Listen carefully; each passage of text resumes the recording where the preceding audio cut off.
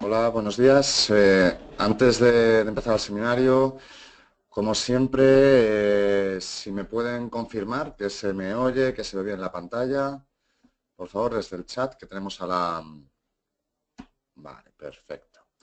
Me confirman que se oye todo correcto y que se ve la pantalla. Pues por lo tanto vamos a comenzar esta segunda parte de iniciación al análisis técnico, donde estamos viendo pues, las pautas principales o los indicadores principales de cómo aprovechar este análisis técnico para maximizar las ganancias en nuestras inversiones.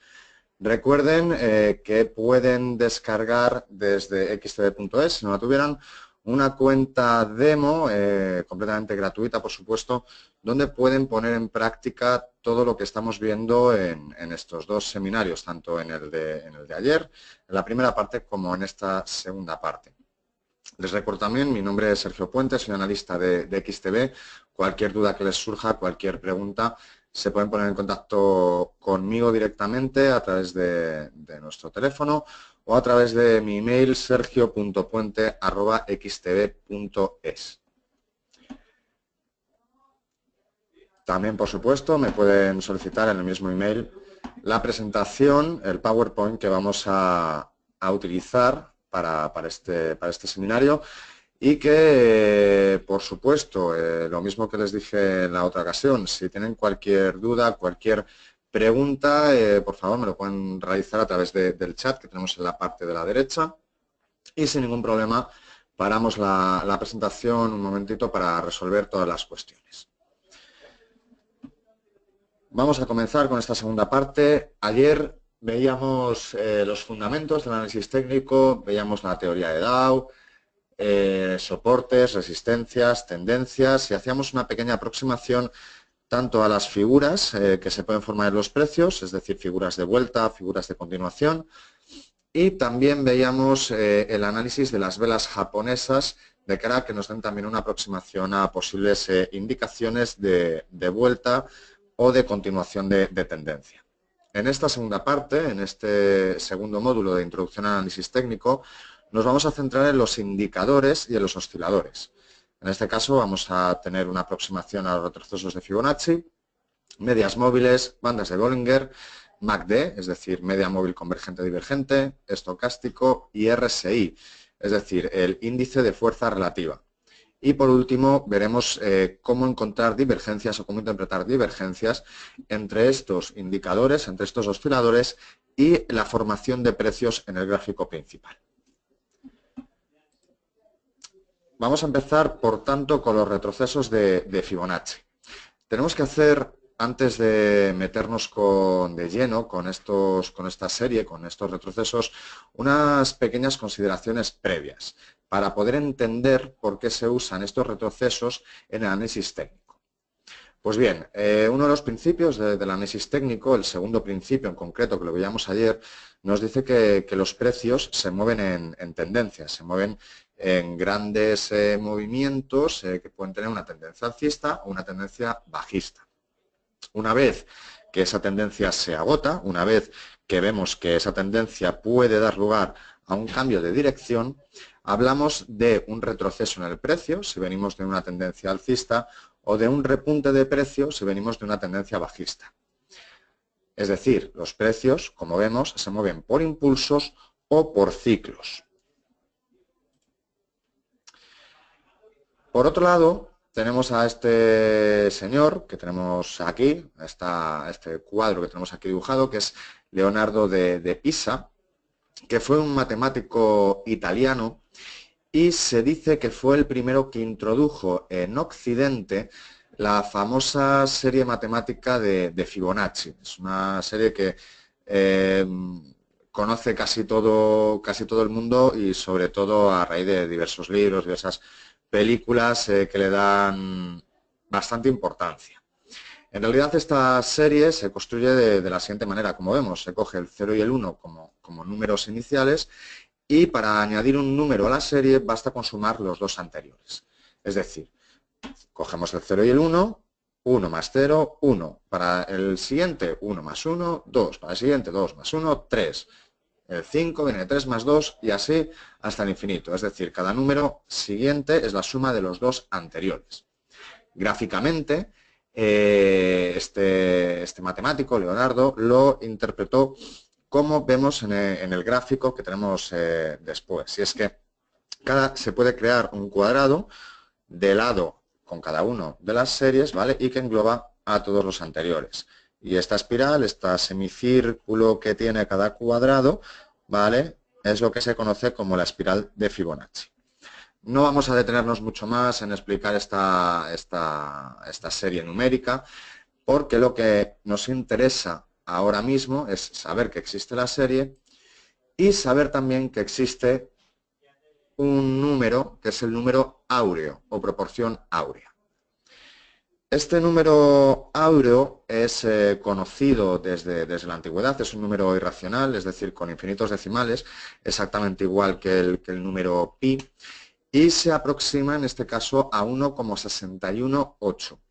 Este número lo encontramos en realidad en toda la naturaleza. Muchos matemáticos aún a día de hoy no se explican la naturaleza de este número porque se encuentra en muchísimos sitios, se encuentra desde la proporción entre el brazo humano y el antebrazo, o la estructura que forman las galaxias en espiral. Tenemos por aquí también un romanescu, en las plantas. O sea, es un número que realmente encontramos en absolutamente toda la naturaleza, también en la arquitectura, lo encontramos en las artes, lo encontramos incluso en la informática. Es un número, como digo, que se conoce, no se conoce muy bien, no se sabe muy bien el porqué, pero que rige absolutamente todas las proporciones, tanto en la naturaleza como en las creaciones del ser humano. Como digo, es 1,618, un aproximado, lógicamente, porque como el número pi tiene infinitos decimales. Pues bien, ¿por qué es importante tanto la sucesión de Fibonacci con el número áureo o la proporción áurea? Son importantes por lo siguiente, porque si cogemos la secuencia de Fibonacci y dividimos un número entre su número anterior, siempre vamos a obtener una aproximación al número áureo. Es decir, por ejemplo, 8 entre 5, 1,6, 13 entre 8, 1,625, etcétera, etcétera, etcétera. Cuanto mayor sea el número dentro de la proporción de la secuencia de Fibonacci, más se va a aproximar a este número áureo, a este 1,618. Por tanto, los analistas técnicos hace bastantes años tuvieron una pregunta, y es que si la sucesión de Fibonacci es una representación del número áureo y el número áureo, rige la naturaleza, ¿por qué no va a regir también las formaciones de precios en el mercado? ¿Vale? Es decir, los precios se mueven en ciclos, como hemos visto antes. ¿Se podría buscar alguna relación entre esos ciclos? ¿Se puede buscar algún tipo de número, algún tipo de ecuación que rija esos círculos? Pues bien, es lo que se plantearon, ya que tenemos el número áureo que rige casi todo en la naturaleza, ¿por qué no va a regir también estos ciclos?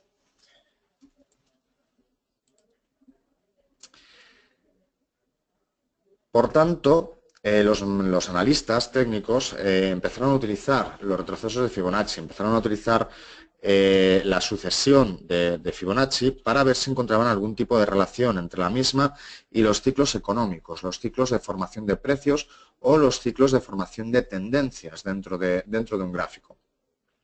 Lo que hicieron fue utilizar esta secuencia, de modo que crearon una serie de niveles que se conocen como retrocesos de Fibonacci. Sin entrar mucho en materia de cómo se calculan, realmente tenemos ahí la ecuación, es coger dos números, se resta dos números adyacentes dentro de la sucesión de Fibonacci, se resta el mayor, al mayor, se le resta el menor y se divide en primer lugar entre el mayor, entre el menor y entre el que correspondería en siguiente lugar a la sucesión de Fibonacci. Por tanto, tendríamos varios niveles, básicamente los más importantes son esos que están ahí, 38,2, 23,6 y 61,8.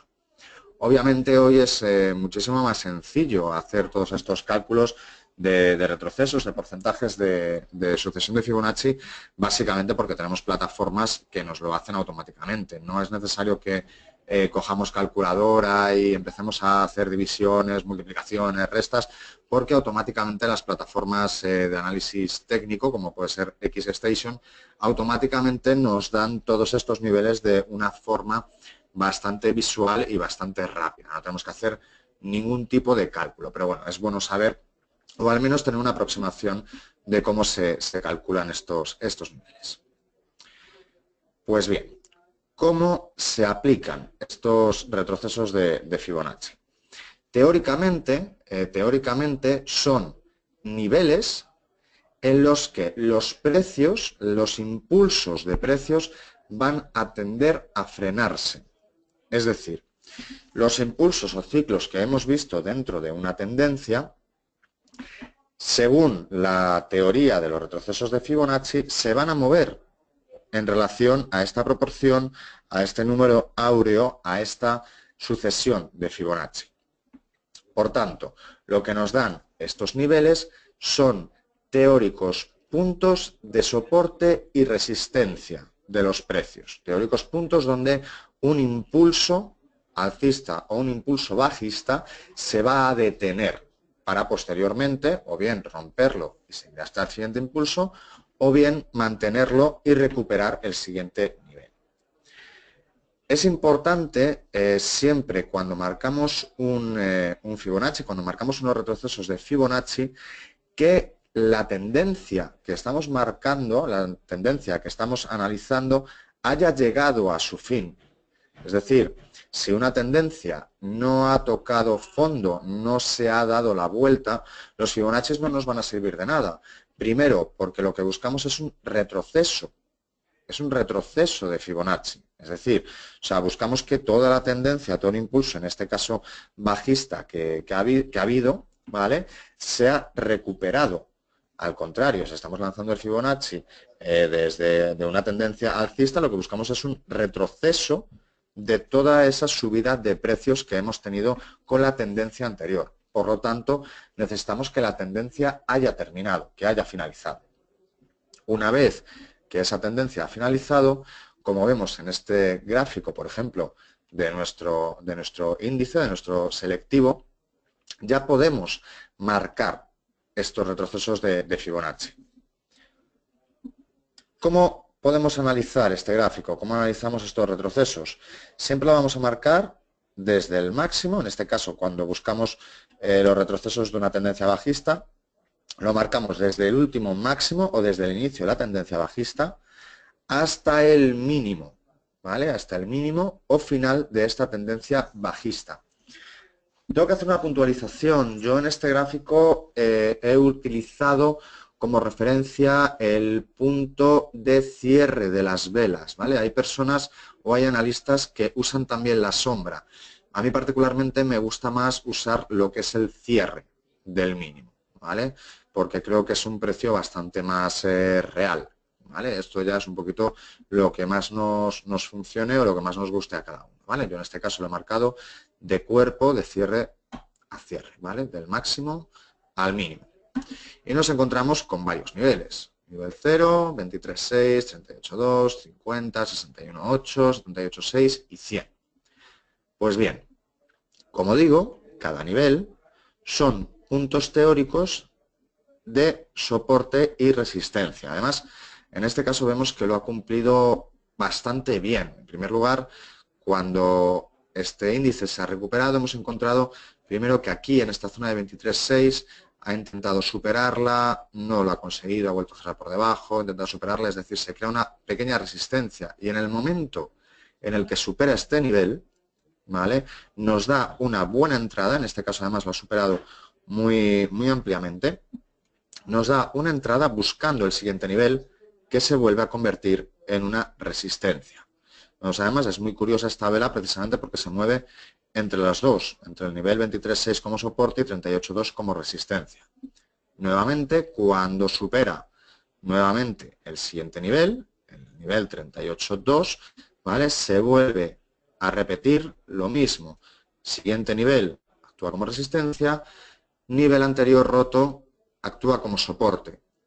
Posteriormente, lo que ha pasado aquí es que este nivel 38.2 ha vuelto a ser perforado, ha cerrado esta vela por debajo de este nivel, por lo tanto se ha roto este soporte y volvemos a movernos en esta franja entre 23.6, 38.2. Volvemos a superarlo, 38.2, se supera 50, ¿vale? Y entonces el siguiente objetivo, 61.8, que vemos que no se ha conseguido superar, ha actuado como resistencia, con la siguiente caída hasta el nivel 50, se vuelve a romper, siguiente caída hasta el siguiente nivel, ¿vale? Y habría que ver después qué es lo que sucede. Teóricamente, cada nivel que se mantenga, ¿vale? Nos da proyección. Si se mantiene, la siguiente proyección es el siguiente nivel. Si lo rompe, proyección bajista hasta el nivel anterior. ¿Vale? Puede parecer un poco complejo, pero realmente la operativa a través de Fibonacci es bastante o relativamente sencilla porque simplemente basta con lanzar los retrocesos, ¿de acuerdo? Y mirar en qué niveles se rompen o en qué niveles se rompen al alza, perdón, o se rompen a la baja. Y por lo tanto buscar esas entradas en los niveles buscando como proyección, bien si es al alza, el siguiente nivel de Fibonacci, el siguiente retroceso, o bien si es a la baja, el anterior retroceso, ¿vale? Una posición bajista. Fibonacci se deja de aplicar en el momento, o se debería dejar de aplicar, en el momento en que se recupera el nivel 100. Hay analistas que lanzan Fibonaccis mucho más amplios, nivel 125, etcétera, etcétera, o incluso niveles por debajo. A mí particularmente me gusta que cuando se llega al nivel 100, automáticamente esta tendencia ya ha quedado anulada porque se ha recuperado toda la caída y para lanzar el siguiente retroceso me esperaría a que esta tendencia alcista, esta recuperación hasta el nivel 100, se agote y tengamos síntomas de que empieza una tendencia bajista. En este gráfico es del SP500, de los últimos meses del gráfico del SP500, lo que tenemos es todo lo contrario, es decir, unos retrocesos desde mínimo a máximo. Es decir, en este caso venimos de una tendencia alcista que está dando síntomas de agotamiento y por tanto estamos esperando que se busque este nivel 23.6.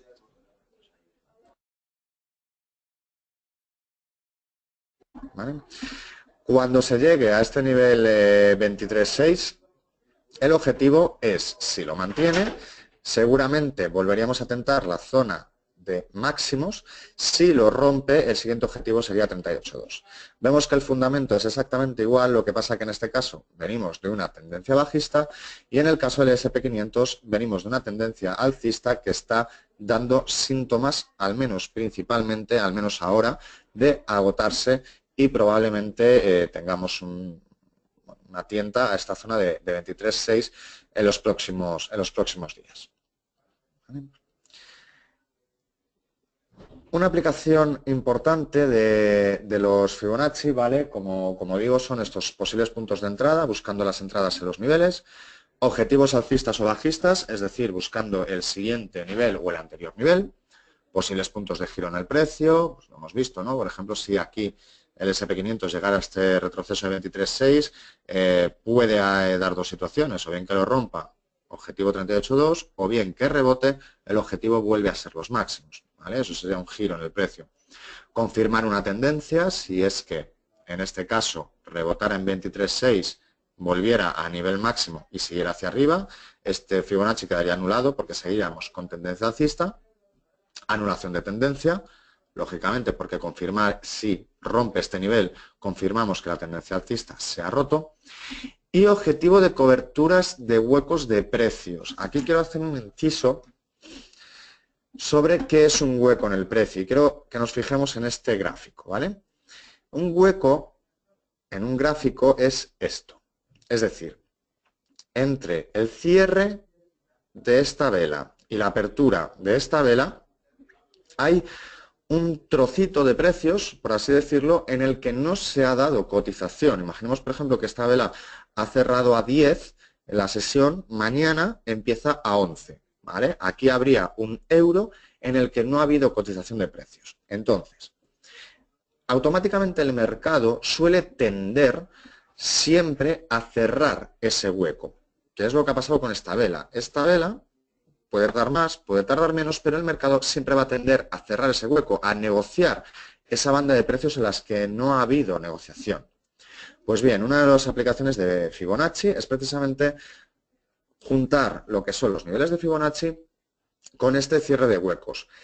Si alguien tiene algún interés mayor en descubrir cómo se hace, es una estrategia que además hemos marcado desde XTB, que denominamos FiboGap, y todos los días por la mañana de 9 a 9 y media realizamos una serie de seminarios en directo sobre esta estrategia que une el cierre de huecos de mercado con los retrocesos de Fibonacci.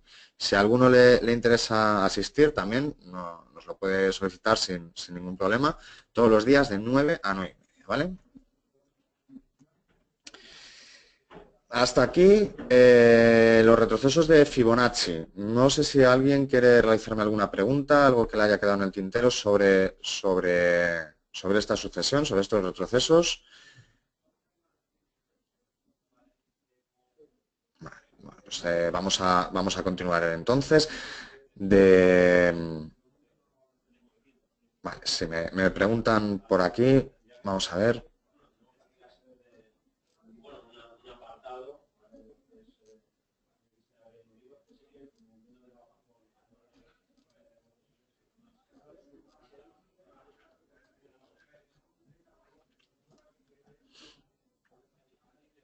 De todos modos, mientras me preguntan por el chat, les recuerdo cualquier cosa que se nos quede en el tintero, sergio.puente@xtb.es, ¿vale? No tengan ningún tipo de miedo, ningún tipo de duda en preguntar, en resolver todas las pequeñas dudas que podamos tener.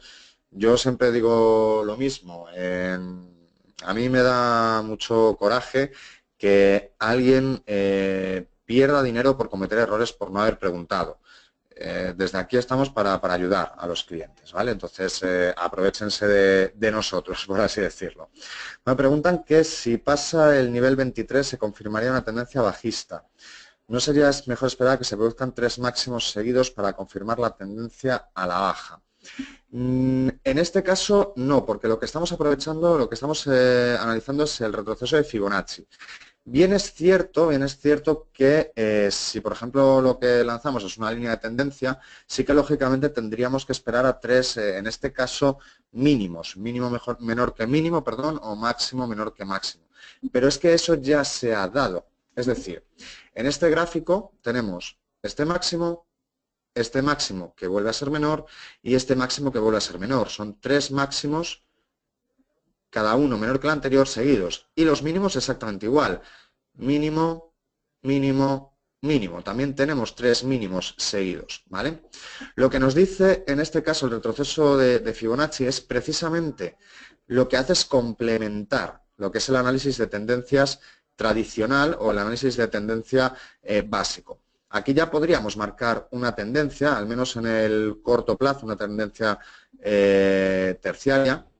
Podríamos marcarla ya tenemos mínimos menor que mínimos, por lo tanto podríamos estar hablando de una tendencia, al menos en el corto plazo, bajista. Lo que hace los retrocesos de Fibonacci es confirmar que una tendencia, en este caso a corto plazo, puede dar lugar a una tendencia bajista, al menos en el medio plazo, ¿vale?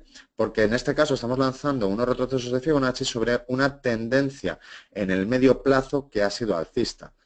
Todo lo que vaya recortando, sobre todo el primer nivel, si lo rompe, ¿vale? Estaríamos hablando de una tendencia bajista en el medio plazo, ¿vale? Porque estamos lanzando Fibonacci sobre una tendencia en el medio plazo. Entonces, realmente lo que hacemos con Fibonacci es confirmar, más que dar lugar a una tendencia bajista, estamos confirmando que esta tendencia que ya estamos viendo, al menos en las últimas sesiones, puede dar lugar a una tendencia a medio plazo. ¿Vale? Bueno, vamos a continuar. Hemos visto Fibonacci y nos vamos a centrar en indicadores y osciladores, ¿vale? Esta es quizá la parte más compleja del análisis técnico, sobre todo porque hay cientos de indicadores, cientos de osciladores que se pueden utilizar. Yo siempre recomiendo lo mismo, no hay ninguno que sea fiable al 100%. Lo que tenemos que hacer es quedarnos con el que sea más adecuado a nuestra forma de inversión, con el que estemos más cómodos, ¿vale? Podemos probar todos, podemos usar todos los que queramos, pero al final, cuantas más cosas utilicemos, peor, porque nos van a dar señales distintas, nos van a dar señales erróneas y no vamos a saber dónde mirar dentro de un gráfico. Por lo tanto, consejo, prueben todos los indicadores, todos los osciladores que quieran y quédense con el que más cómodo se encuentren. Lo que vamos a ver hoy son los básicos, es decir, los más sencillos, los más comunes y los que al final funcionan mejor, al igual que los retrocesos de Fibonacci y al igual en general que todo el análisis técnico, funcionan. ¿Por qué? Porque los usamos todos, ¿vale? Como digo, los indicadores, los osciladores son fórmulas matemáticas, son fórmulas estadísticas que se aplican a los precios. Lo que intentan es complementar el análisis de los precios con diversos métodos, pues como pueden ser medias de precios, cierres de sesiones o diversas fórmulas, ¿de acuerdo? La gran ventaja es que es muy sencillo usarlo a día de hoy, cuando no hay que hacer ningún cálculo, simplemente hay que ponerlos en el gráfico, en la plataforma, y automáticamente la plataforma nos va a hacer todos los cálculos que necesitamos para este indicador, para este oscilador.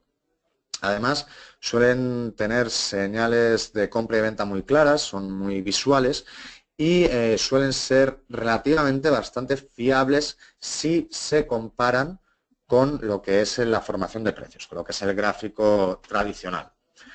Por regla general, una gran diferencia es que los indicadores se dibujan sobre el gráfico, mientras que los osciladores se dibujan aparte del gráfico, constituyen un gráfico aparte en sí mismo.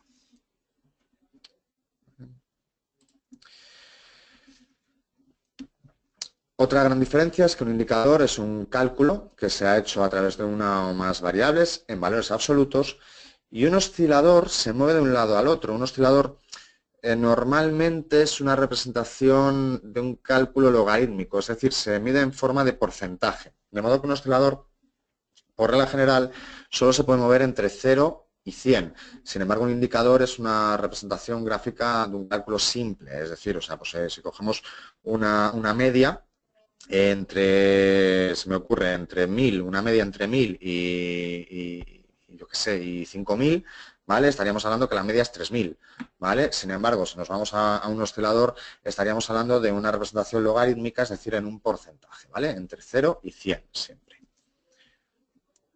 ¿Vale? Tampoco nos vamos a detener mucho en fórmulas y demás, porque como ya digo, al final las plataformas hoy en día lo calculan solos, entonces con saber un poquito cómo funcionan y cómo se forman, de momento para esta introducción nos sirve más que de sobra. Vamos a meternos de lleno con ellos. En primer lugar, el indicador más importante, el indicador que se usa siempre en cualquier análisis técnico, es la media móvil. Una media móvil no es más que un promedio de precios durante un cierto periodo de tiempo. Es decir, cogemos, por ejemplo, las últimas 15 sesiones de negociación y tan fácil en una media móvil simple, sumar los precios de cierre de las últimas 15 sesiones, dividirlo entre 15 y es lo que nos da esa media móvil, ¿vale?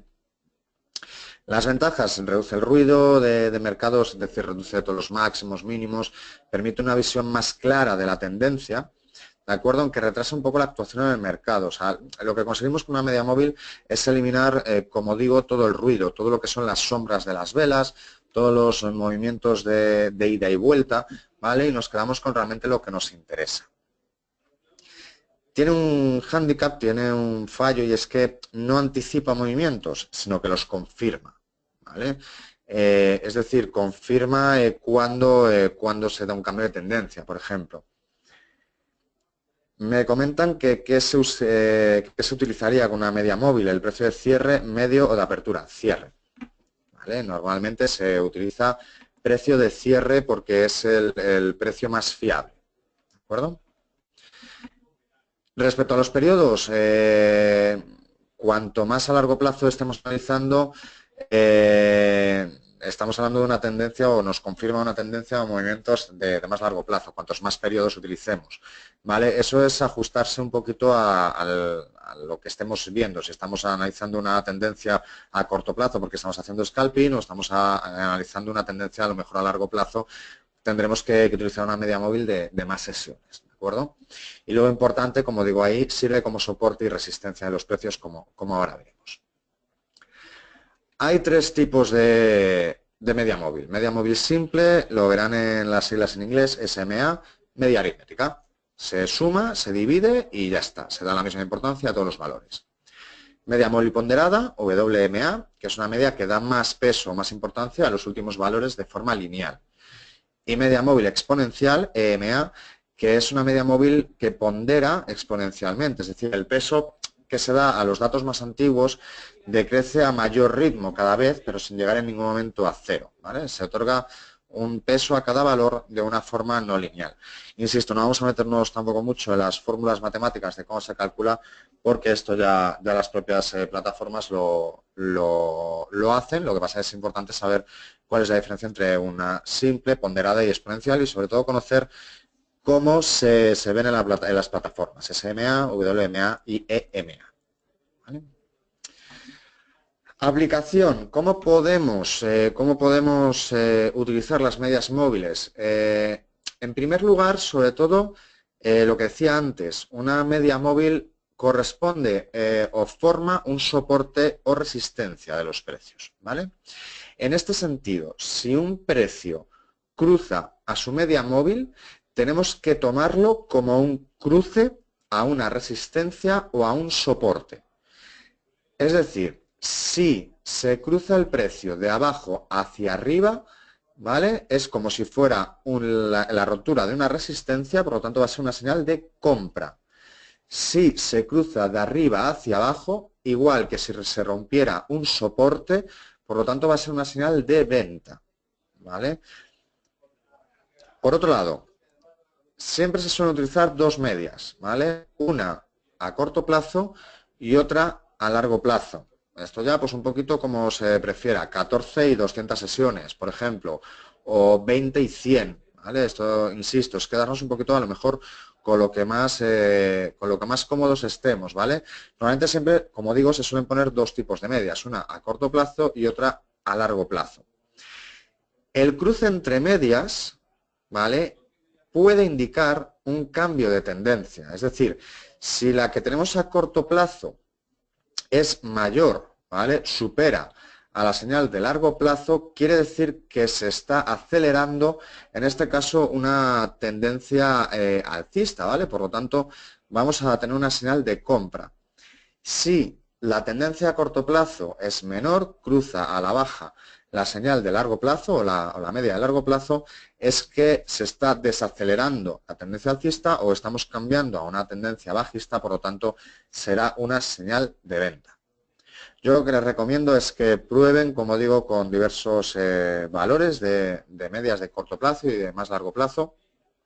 Esto quizás es un poquito más complicado, ver los cruces entre medias, pero sobre todo lo que es el cruce del precio a su media móvil, que actúe como soporte y resistencia, es bastante fácil de ver y bastante interesante de seguir, ¿vale? Entonces les recomiendo que con la plataforma, con la demo, con la plataforma real, como lo prefieran, si ya son clientes, que usen todas las medias que puedan, vayan probando y se queden con los periodos que más se ajustan a su forma de invertir.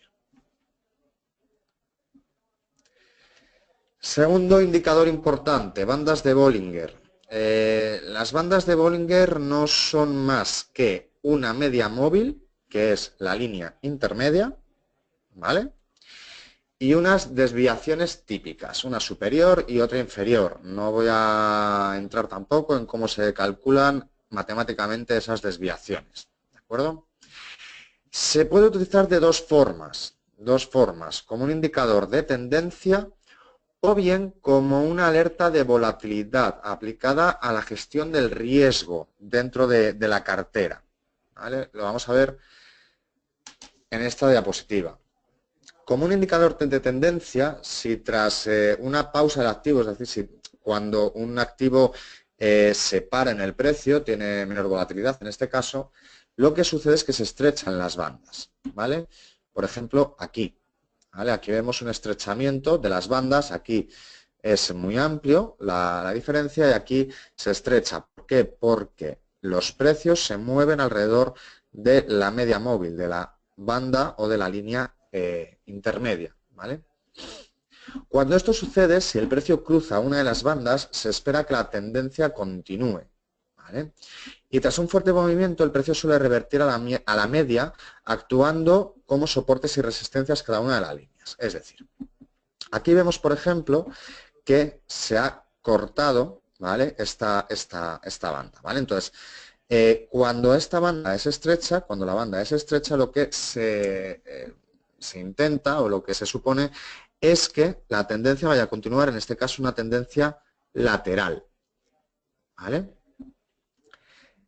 Tras un fuerte movimiento el precio suele revertir a la media, actuando como soportes y resistencias. En este caso, ¿qué es lo que sucede?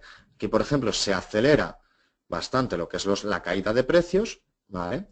Y tenemos tanto la banda inferior como la media están actuando de soporte y resistencia. Vemos que es casi un canal. Se están moviendo los precios entre la banda inferior y la media móvil, ¿vale? Por lo tanto, podemos hacer una operativa de roturas. Si rompe en este caso, ¿vale? El precio va a tender a llegar a este punto, nuevamente a este, etcétera, etcétera. ¿De acuerdo? También sirven, como decía antes, como alerta de incremento o disminución de la volatilidad. Es un poco también lo que acabamos de ver. Si las bandas se ensanchan, es que la volatilidad ha aumentado. En ese momento tenemos que decir, ojo, ojo, que el rango de precios va a ser mucho mayor. Por lo tanto, tenemos dos opciones. O bien ajustar nuestros stops, nuestra recogida de beneficios, moviéndolas, de acuerdo, tanto el stock como la recogida de beneficios, para evitar que se nos toque en falso, porque vamos a encontrar mayor volatilidad en el mercado, o bien, si vemos que estas bandas se ensanchan exageradamente, directamente salir de mercado y esperar a que vuelva a su cauce normal. ¿Vale? Siguiente indicador, en este caso no es un indicador, es un oscilador, es el MACD, media móvil convergente divergente, ¿vale? Se verá en algunos sitios. Este oscilador indica una correlación entre una media móvil exponencial de 26 periodos y otra de 12 habitualmente. Se puede añadir, ¿vale? Una media móvil simple de 9 periodos, sobre todo para suavizar lo que sería el efecto de ambas, ¿vale? Es decir, para pequeñas correcciones. Se representa, como vemos aquí, ¿vale? En dos partes. Lo primero, lo que serían las medias, ¿vale? Las medias móviles exponenciales, que son esta línea amarilla y esta línea roja, y por debajo un histograma, ¿vale? Que son estas barritas, ¿vale? Tanto amarillas como rojas, naranjas, ¿vale? Tenemos entonces en este MACD las medias y el histograma. ¿Cómo se utiliza? ¿Cómo se lleva a cabo el análisis de este MACD? De forma muy superficial, vamos a verlo. Primero tenemos que fijarnos en el histograma, ¿vale? En estas barritas. Cuando las barras están por encima de 0, es decir, en este caso son amarillas, ¿vale? Significa que los alcistas, las posiciones compradoras, mandan. Por tanto, es probable que se mantenga la tendencia alcista. Es más, cuanto más grande sea la barra, en este caso amarilla, ¿vale? Más previsiblemente más fuerte va a ser la tendencia alcista. Cuando el histograma cambia de color, sabemos que hay un cambio de tendencia, ¿vale? En este caso, a bajista. ¿Cómo podemos operar? Si vemos que se cambia, ¿vale? En este caso, cambiamos de 0, vamos a ponernos bajistas, vamos a ponernos a la baja, hasta este punto, si vemos que las barras empiezan a decrecer, vamos a, en este caso, recomprar, ¿de acuerdo? Nos posicionamos alcistas, ¿vale? Hasta que haya otro nuevo cambio de tendencia. Es decir, nos dan entradas tanto la barra mayor como el cruce de cero como la barra menor. Además, las líneas, ¿de acuerdo? Lo que son las medias, nos pueden dar también varias señales de compra o venta, ¿de acuerdo?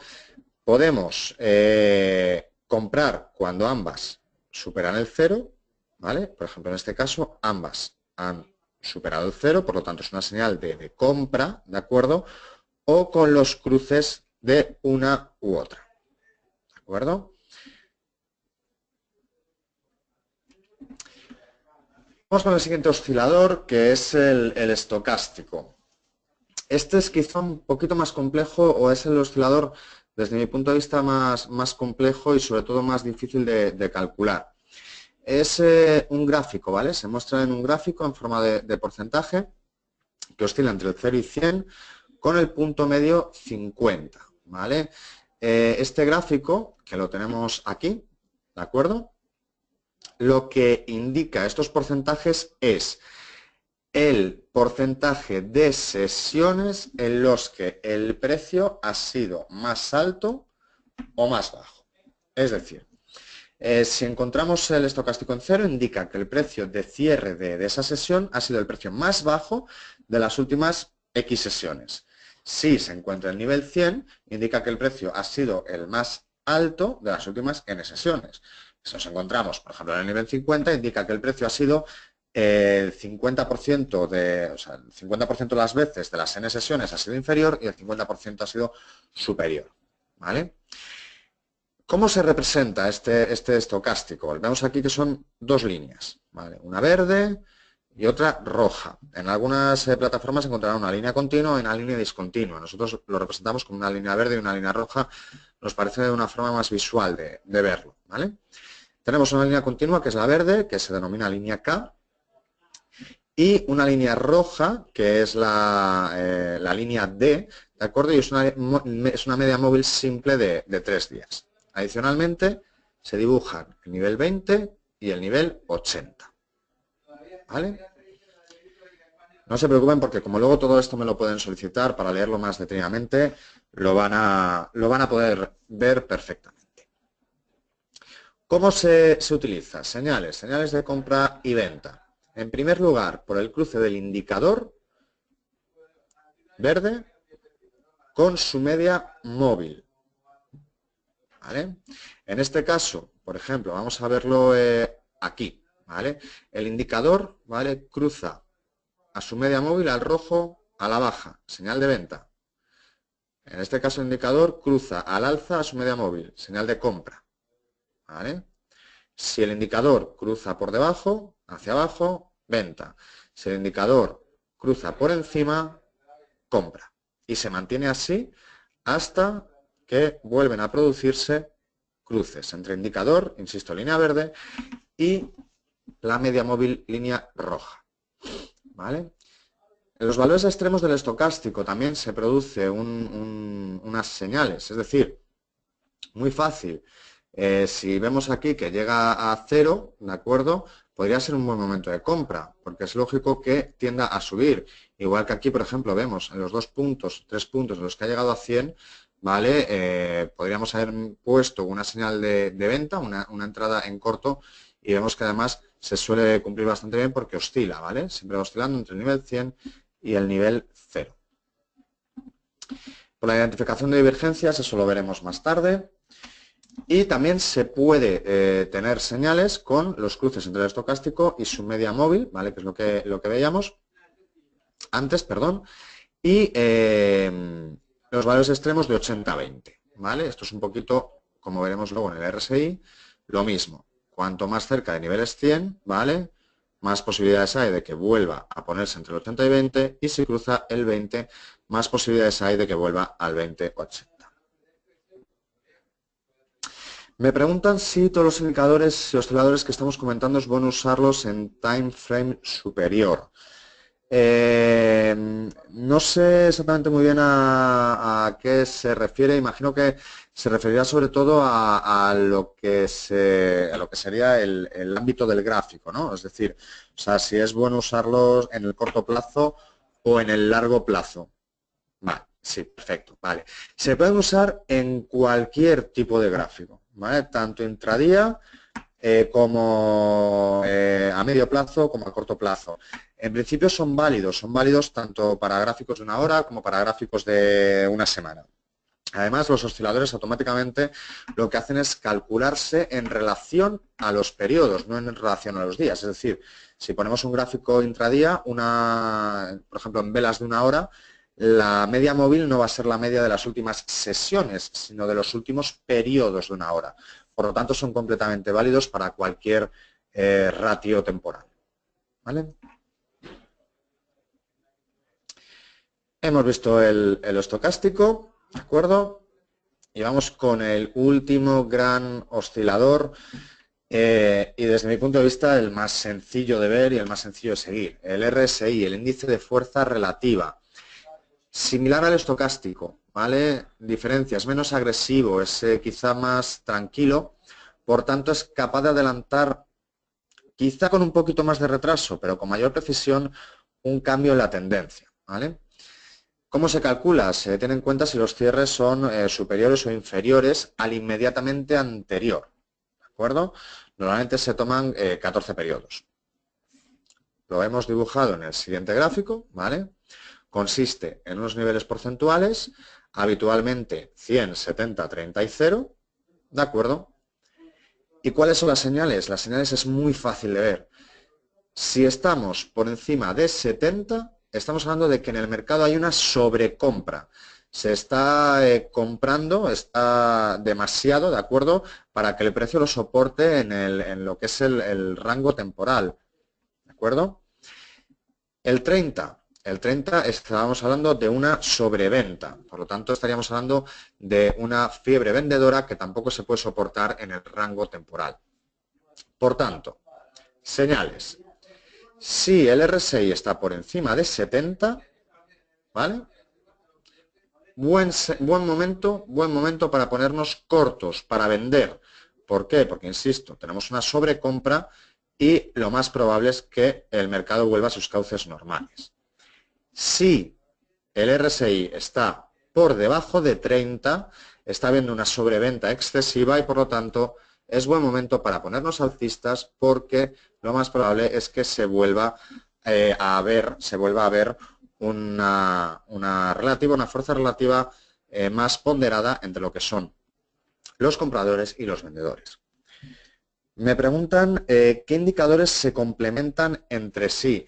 Realmente es lo que comentaba al principio, complementarios son todos, ¿vale? Pero al final todos buscan lo mismo, buscar dar señales. Por ejemplo, hemos visto que el RSI es similar al estocástico. Lo que pasa es que el estocástico es más rápido, da unas señales más agresivas y por tanto puede dar señales falsas más a menudo. Sin embargo, el RSI es más lento, lo que pasa que quizá nos dé señal de entrada un poquito más tardía que el estocástico. Al final, no hay que buscar complementos entre los indicadores y entre los osciladores entre sí, sino que hay que complementar los osciladores con indicadores y a su vez con figuras de análisis técnico. Es decir, no creo que sea muy útil poner en un gráfico un estocástico y a la vez un RSI, porque al final los dos buscan lo mismo.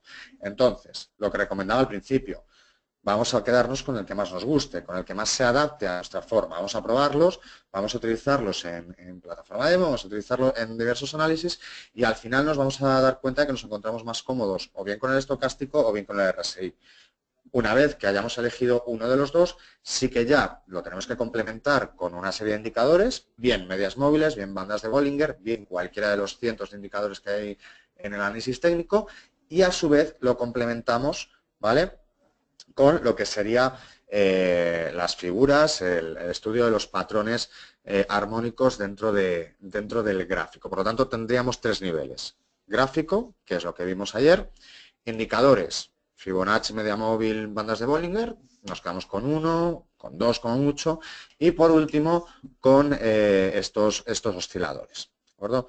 Los más adelantados me preguntan, quizá el que más se puede adelantar es el estocástico, ¿vale? Y el MACD.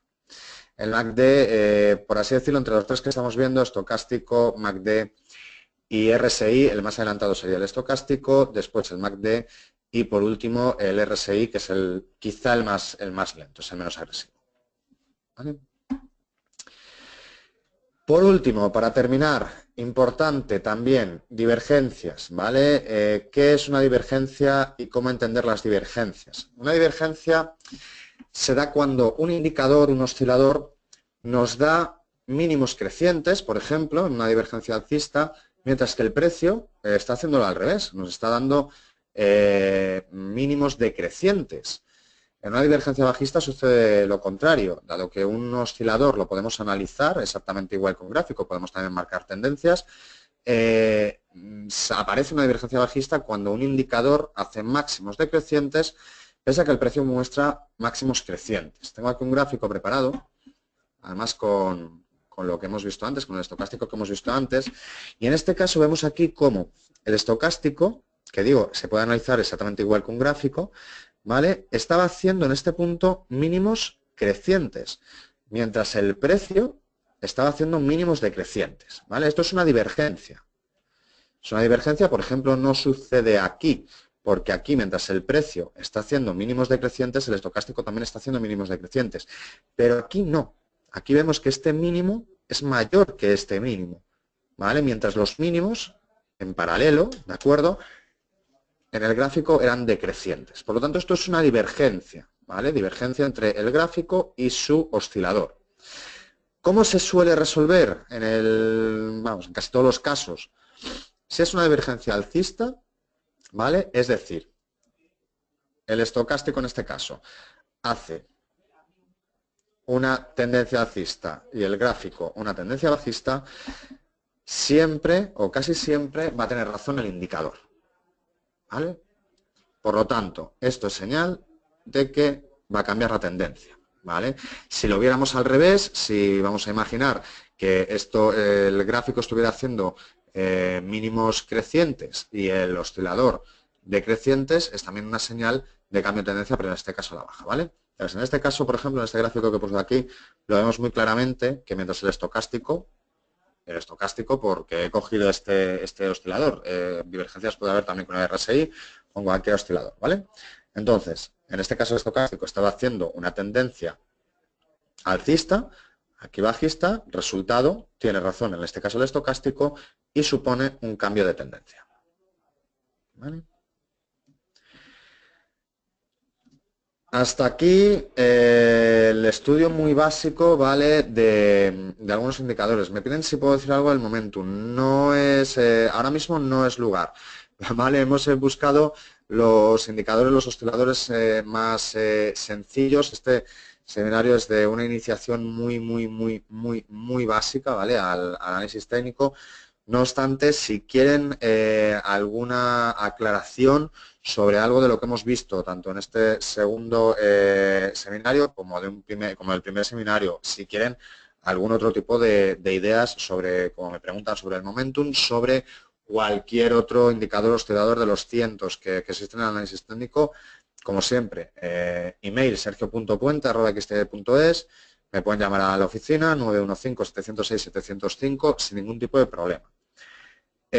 No sé si alguien tiene alguna pregunta. Me preguntan aquí sobre time frames, si pueden aprovechar ahora estos últimos minutos para realizarme cualquier cuestión que quieran.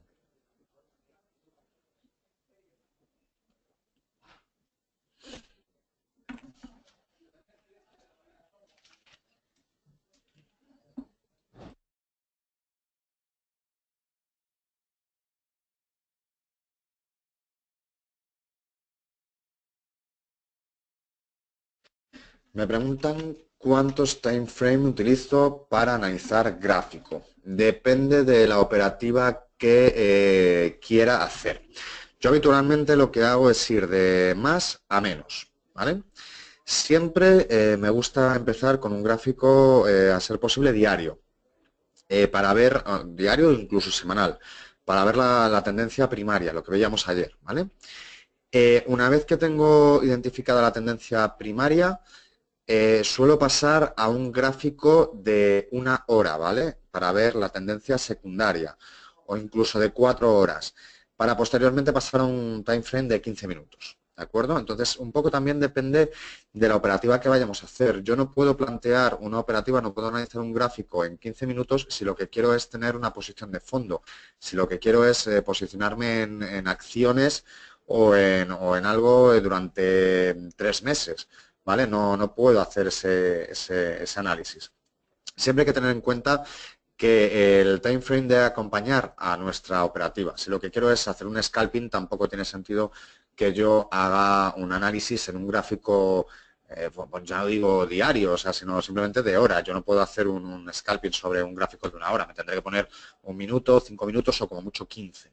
¿Vale? Entonces, si queremos algo de fondo, si queremos una posición estructural, tenemos que ir de más a menos. Siempre analizar tendencia principal, gráfico semanal, gráfico diario, tendencia secundaria, gráfico horario y tendencia terciaria en un gráfico de minutos, por así decirlo, ¿vale? Pero depende, insisto, en el tipo de posición que yo quiera tomar en el mercado.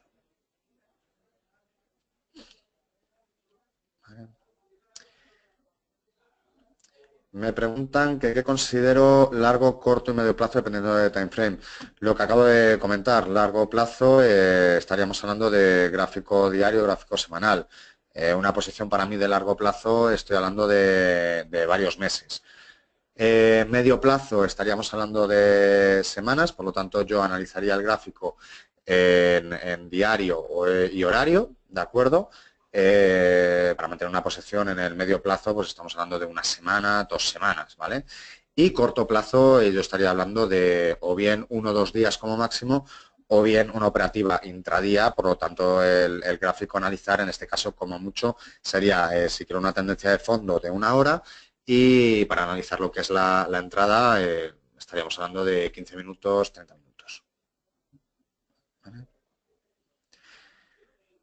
Bueno, no sé si hay alguna pregunta más, no obstante, les recuerdo cualquier pregunta, cualquier cuestión que me quieran comentar y sobre todo si quieren recibir esta presentación en su correo electrónico, los datos que tienen en pantalla. ¿De acuerdo? sergio.puente@xt.es 915-706-705. ¿De acuerdo? Entonces, cualquier duda, cualquier pregunta me la pueden solicitar a ese email, a ese número de teléfono y les emplazo a próximos seminarios. ¿De acuerdo? Gracias por su atención y esperamos verles pronto.